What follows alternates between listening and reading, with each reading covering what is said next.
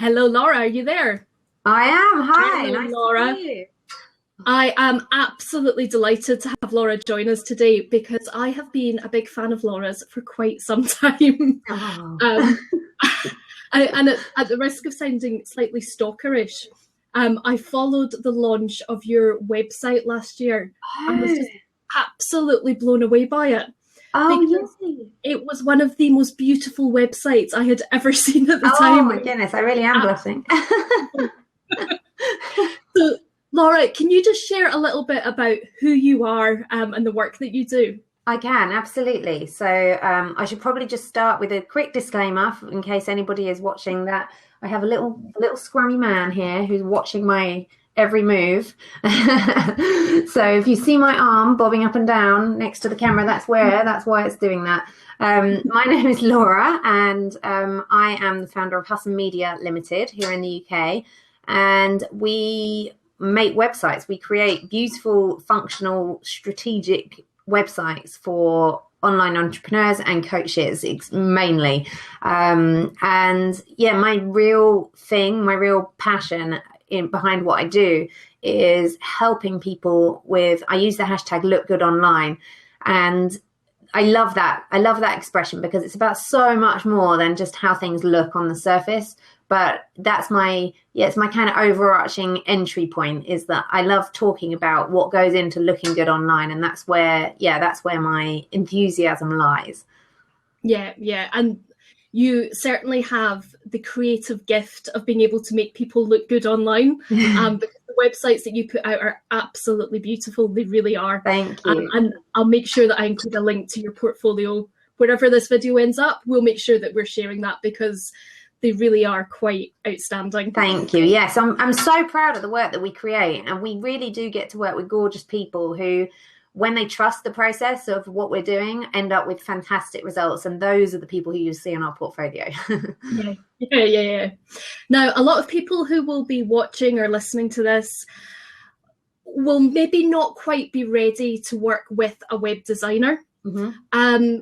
And so, well, first of all, from your perspective, how important is it for a small business owner to have a website? Okay. It is very important to have a web presence. Having a website, like a full functioning website, not necessarily from the word go. So if you know what you're going to call your business and you have your domain or your URL secured, then you can happily launch and grow your business for a good amount longer than most people would realize from just having a landing page.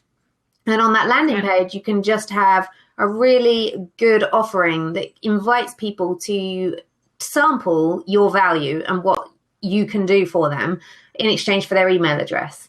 And that allows you to build a list. It allows you to offer value to people, and it allows you to build relationships, because once you've started growing that list, the relationships, they get layered. As you just said, my website's been launched now for over a year. It's only really in the last probably month or so that you and I have been having conversations in person on the line online. But that, those foundations are there, and you don't always know who you're building the foundations with. It's very hard to measure your impact that you're having. But if you can start that by just building your email list, then you've got a solid foundation for moving forward. And that doesn't require you to spend thousands of dollars or thousands of hours or anything else. You can do that really simply and quickly. And I think you make a really valid point there. When you're working online and you have an online presence, you don't know who's watching. You don't. And it's funny that even I've found as my business has grown, I really thought, I used to look to kind of my role models and mentors and have them all on pedestals and think, oh my goodness, they'll never know who I am. You don't reach out to them because you think, you're just a number on their list. And it's only now since my list has grown and I've kind of seen myself move up in my business that I realize I really value those relationships, and I really do want people to connect. When I write an email to my list and I say, reply to this email, I'm right here waiting. I really am. Like, I really want people, although I might be communicating to many people, the message is very specific, and I want to share that with the people who it really resonates with. So you can still build individual relationships with people through having that list. And it's always so interesting to me to see who replies or who comments on a blog post or who, in an interview says they followed the launch of your website, because you just don't know. People don't tell you, really. People watch very passively. And when you find out later the impact you've had, it's quite mind-blowing. Yeah. And also, I think technology is moving so rapidly at the moment that it's really starting to it's always leveled the playing field, but more and more so. We have the opportunity to have this conversation. We can have these conversations with our mentors. It is really quite incredible. Yeah, it's so exciting. It really is. That is only going to continue. Who would have thought, 5-6 years ago, that you would be sitting with your little boy at your side, I would be sitting in my attic with the sun shining through the window, and that we'd be able to have these types of conversations and run our business. Absolutely. It's really phenomenal. It really is. And it's one of the things I used to say when I was little. People used to ask me what I would do when I grew up. Yeah. And the answer I always used to give was, my job hasn't been invented yet. And at the time, obviously, I was just kind of going, I don't know what I'm going to do. But little did I know, I was actually spot on, because my job really hadn't been invented yet, because there was no internet at that point. So I absolutely. And for your little man lying at your feet, for all of our children, we have no idea what's going to come next for them. And that is incredibly exciting, I think. It is. It really is. So you've talked about the importance of having a web presence to begin with.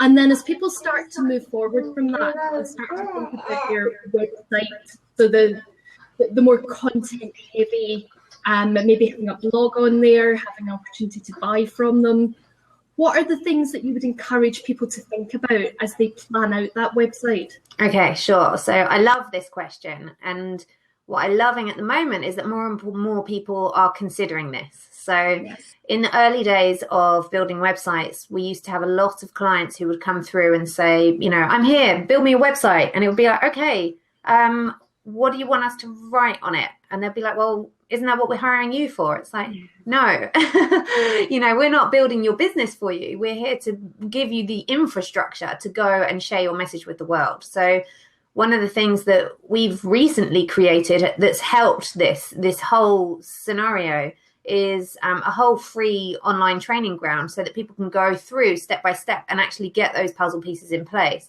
And so the three main things that you need to consider and you need to have planned for and have ready in order to get the best result out of hiring somebody is, the first thing is you need copy. You need your content. You need to know what you're going to say on each page of your website. And if you're going to have a custom design, and we'll talk a little bit perhaps about the difference between custom design and the other options. If you're going to have a custom design, you need to have your copy locked down word for word. It's really, really important. And we have, sometimes we've had clients who've come, I've got my copy, I've got my pictures, I've got everything ready. And then when we design, they're like, oh, can we just change the wording to X, Y, Z? And that actually takes up a lot of time, which of course we have to pay for. So it's a case of, if you want to get the very best results, you need to really spend time getting your message concise and perfected, and then handing it over to the Web Pro team that you've hired. So copy's the first really important one. And it's actually the one where most clients of ours come unstuck, because they think they've got it. And then when they see a design, they don't like it. They don't like it when it's packaged up. They're like, oh, it doesn't, this looks great, but my message doesn't quite match the level of what's been created visually. So they go away and they work on their copy, and sometimes we lose them for months. And that's something that we want to address, and that's why we've created this training ground, so that people can get organized ahead of time. So after the copy, the next thing that people need to think about are images or photographs.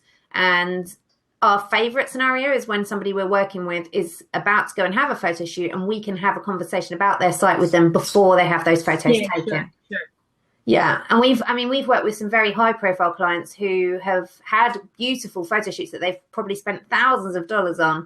And then when they've come to us, we can't use them or we can use them, but it doesn't get the message across properly. It strikes the wrong tone, or it just doesn't convey the right message.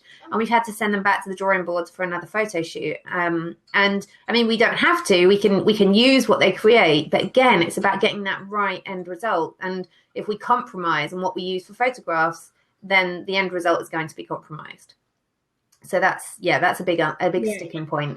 And then the last kind of puzzle piece, as I like to describe them, is the strategy. And that's the part that I love. That's the part that really makes me buzz. Everything we do is based on strategy. So the first thing we do with our clients is have a strategy call, whereby we really get stuck into the nitty-gritty of who you are, what your business story is, and who you're appealing to online, and how we're going to make the experience on your website work for your audience.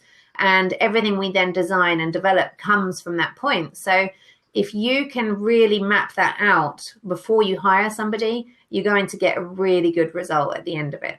Brilliant. And you referred to I think it's your web prep school. It is, yes. All of this.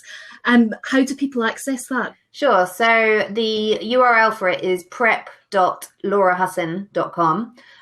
Or if you go to my site, there'll be a pop-up that hits you in the face at some point, and you can access it through that. And it's a completely free training ground. As I say, you just pop your name and email address in, and it will generate you a username and password. And then, you can log in and watch through the videos. They're not very long. I think they're 3 or 4 minutes each. You can do the whole thing in less than half an hour. But it just gives you a process to follow, and also some tips on hiring, how to hire the right person for your needs, because not everybody is a good fit for everybody. So I think that's a really important point. If you don't mind talking about that a little bit more. Sure. People think that they can hire, or certainly in my experience, people think they can hire a web designer and they will be able to cover every single aspect of creating their website for them. And I often talk to people about the difference between a web designer and a web developer. Yeah. So, somebody who makes it look beautiful and somebody who really gets under the hood and makes all of the techie code and all of that stuff work. Yeah. Just be really interesting to get your perspective on that, and if there is a difference between the two. Absolutely. Yes. I actually wrote a blog post on this because it was one of the questions that it was really difficult. And I think this is the thing. So when you do something technical, you don't want to bore or overwhelm your clients with too much tech speak. So they're not really interested in the difference between a designer and a developer, but they do need to know, because they need to know what they're hiring or what they're agreeing to or what they're paying for. So it's a really fine line between trying to explain what that is without kind of making them go, oh God, I don't want to hear any more about that. So you summed it up really nicely. The designer is the person who works on the aesthetic and who comes up with how it's going to look. And the developer is the person who's going to take that design and make it work on the web. So they're the person that writes the code, they're the person that works with the functionality, and they're the person that, shouts at their screen and works until everything's working the way it needs to. Sometimes somebody will do both of those things. Typically, the best result, if you're looking for a really high-end professional finish, it's usually best if you find people who are expert in each area, because I very strongly believe in zone of genius and in staying in your lane. So we have a whole team of people who are extremely expert in each of their separate fields, and then we piece together a process that fits for the client's needs. That's probably the best way to nutshell it. And as a small business owner who's going out there for the first time, maybe feeling a bit daunted about hiring a web designer, because in the past they've cobbled something together themselves. Yeah. What questions should people be asking? Have you got a couple of good examples of questions that people should ask? Absolutely. So they really try to understand what they're letting themselves in for. Yeah, and I think it is really important to ask about the design and the development, because one of the things, even I have a hard time with this, like in terms of communicating what we do, I never know how to explain what we do, because I call us a web creation team, because we're not just designers and we're not just developers. We do both. And somebody might be thinking they're looking for a web designer, but what they're actually looking is for a team or a person who can do everything. Web designer tends to be the term people use when they want to find somebody who can do the whole thing. And it's usually that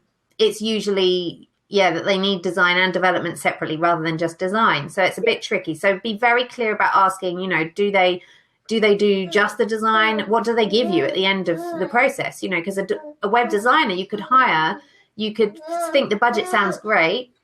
You could hire them for a specific outcome. And then at the end of the process, their deliverables could be that they hand you a bunch of files that you're then expected to take to a developer. So that's something to get very clear. Let me just pick this little man up. Sure. He's getting fed up in his little hammock. Come here, little boo. Come on. Hello, come and look at that boy. When he realises there's somebody on the screen, he'll be all full of smiles, I'm sure. So, what's he called? His name is Finn. Finn. Yep, he is a beautiful boy, aren't you? Say hi, Finn. Hello, Finn. Hanging out. He's not quite raised his radar yet. He's in front of him. There's way more interest. Oh, there he is. Hello. Yeah. So that would be a really important thing to clarify on the inquiry call. And actually, the inquiry call itself is important. Like some people don't offer an inquiry call. And that would be the first thing I would ask is, when we get an inquiry, the first thing we do is reply and say, do you have, time that we could schedule a quick call? Because we want to get to know each other a bit better, because it's as important for me that our potential clients would be a fit as it is for them. So it's not a one-way process. It's not just a case of clients thinking, oh, do I like you? It really has to be a fit for both of us in order to get a good result. So that inquiry call is really important. And then when you're on the inquiry call, that's when you can ask about the design and development side of things. You also want to know about mobile friendly design, responsive nature, whether that's included in what the brief is that you're agreeing to, because that's so important now. It's an ever increasing mobile consuming generation we have of how people access the internet. And that's really important. And then the other thing that I would get really clear as well is what pages are going to be included, what's going to be included in this quote, and is there anything that they will need additionally to what is being quoted for. They'd be the main things that I would ask. Yeah. And also for me, a big thing would be about the process of working together. Yeah. So, the opportunity to be able to feedback and how does that feedback loop work? And, we've got great tools at our disposal now with Skype and Blab and all of these different things where, we can actually work together. Absolutely. To get the result that is wanted. Absolutely. Taking a step back. So where people maybe aren't quite ready to be working with a designer and they are going to DIY it and do it themselves. Now, you must have seen hundreds of sites that make you cringe because you think, really, you could have done so much better than that. So in your mind, what are the big mistakes that people make when they DIY?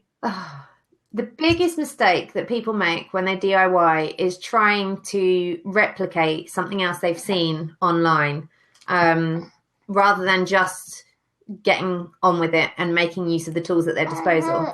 So people get hung up for weeks or months on trying to replicate one specific aspect of a website of somebody, one of their mentors or somebody else they've seen online, and they can't move past it. So in the early days of what we were doing, people were all stuck at trying to create a full width horizontal opt-in for their newsletter. And we got so many inquiries. We could have run a whole business just on coding horizontal opt-ins. We literally could have just made that our thing and we'd have been just fine. But the biggest advice I've got for anybody who's going to DIY is usually the reason people do that is because it's a budget choice, that they don't want to invest money in hiring somebody. And let me just summon in my husband a second. Send him a smiley face so he can come and take this boy.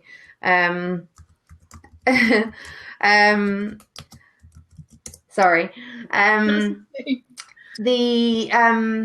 Yeah, so if people are trying to do it on a budget, then the best way for them to do it is for them to DIY as far as they can, Yeah. but don't lose hours and hours and hours and hours and hours on it. Because what you can do, and a good midway point, is to get as far as you can, make a list of the things that you are literally ready to throw your computer out the window because you can't get done, and then hire somebody for a couple of hours to just help you move past those blocks. So you'll still then end up with a really great site that you've completed on a really super minimal budget, but without you getting stuck. I mean, people get stuck for months, I'm not exaggerating, on single little points where they could be just getting some help on a fairly minimal budget and moving past it. So thank you. Bye, little man. He is absolutely gorgeous. He is. I don't know how I get any work done at the moment. It's too busy staring at him for the day. Exactly. I'm wondering how you were able to create this beautiful being. And when it comes to outsourcing, are there particular things that you would encourage people to outsource quicker than others? It's different for most people. Another thing that I should mention that people get caught up in, sometimes seriously for hundreds of hours, is heading off somewhere like Theme Forest to choose a theme to build their site on. Yeah. People spend hundreds of hours, I'm not exaggerating, choosing the right theme. And they look through themes and they're, oh, I like this one, I'll bookmark it. Or I might find something just slightly better and I'll bookmark that. Yeah. The key really is to find something really simple that you can just get online with and that you can customize later. Because if you're using WordPress, then you can always, if you've got the core, the pages and the content, you can have it fancied up later. So go with something simple. Don't try to, you're not a pro. You know, the reason that you're trying to DIY is because you're expert in something else and you are DIYing just a means to an end to get you started so that you can start making money and then eventually you'll hire somebody. So just keep that in mind. You know, that's the thing. You're not going to have a fully professional, polished looking website. Most of the websites that you're admiring probably cost tens of thousands of dollars because they've spent massive money on researching and investing and creating and innovating. So just don't compare where somebody else's, you know, X in the alphabet is to your A, because it's really important to know where you're at. And the specific thing I think that people get stuck with, people do get stuck with logos. That's one of the things that they get caught up in. And for that, I wouldn't even recommend in early stages of really outsourcing or anything. I would just go with a simple text-based logo and move past it. And then the other thing is the opt-in. The opt-in, opt-ins and mailing lists. People get in a real tangle with those, and it gets messy. It's a little bit of a web, and it even takes us some time sometimes to, you know, map it out and make sure that we've got all the right pieces in all the right places. So just going back to the point you made about themes, I was working with a lady a few weeks ago who had bought, I think it was the Divi theme she bought for WordPress, and she spent hours, and I mean hours, trying to change the width of something. And I sat down with her and I said, well, no, that's just the way it's created. That's the theme you've bought. That's the constraint you have to work within. And it was like a weight had been lifted off her shoulders because she was saying, you mean I can't do anything about it? Yeah. Because knowing that she couldn't do anything about it, just it allowed her to let it go. So if she thought she could change it, she was going to put in all of the hours, all of the brain power required to make this change. And I was saying, well, yeah, you know, if you were a specialized developer, you could change it, but you don't have those skills. So just let it go. Exactly.